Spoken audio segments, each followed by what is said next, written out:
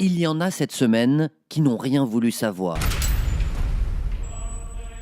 Après une procession à laquelle on aurait pu assister il y a 863 ans, car cela se passe comme ça depuis le XIIIe siècle, les cardinaux se sont enfermés, cloîtrés.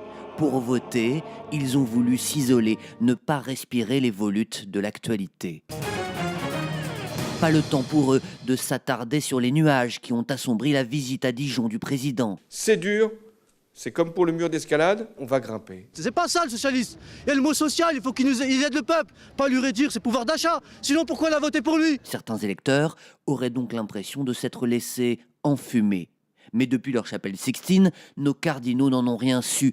Ils n'ont pas vu non plus que du coup, le président et le gouvernement s'étaient mobilisés cette semaine, non pas contre la crise sociale, Et le mot social, C'est du pipeau tout ça. mais contre la crise glaciale, la crise climatique. J'ai demandé que soient mis en place des dispositifs exceptionnels. 12 400 pompiers, policiers et gendarmes sont en capacité d'agir et de réagir. On est dans une mobilisation générale. Une mobilisation émanation du tout communication. Cela n'a pas suffi à débloquer la France, mais visiblement, ce n'est pas mieux qu'en Allemagne, où les intempéries les ont endormis.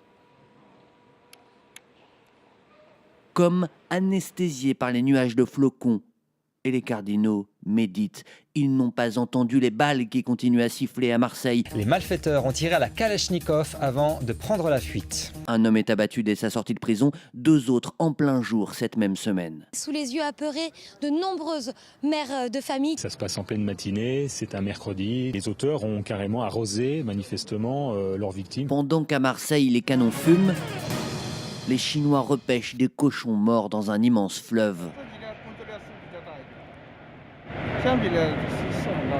Mais les cardinaux n'en ont rien su, jusqu'au moment où La fumée blanche vient d'apparaître au-dessus de la chapelle Sixtine. un nouveau pape, dont le premier acte est de s'enfermer dans une petite pièce pour prendre conscience de la lourdeur de sa charge, ça s'appelle La chambre des larmes.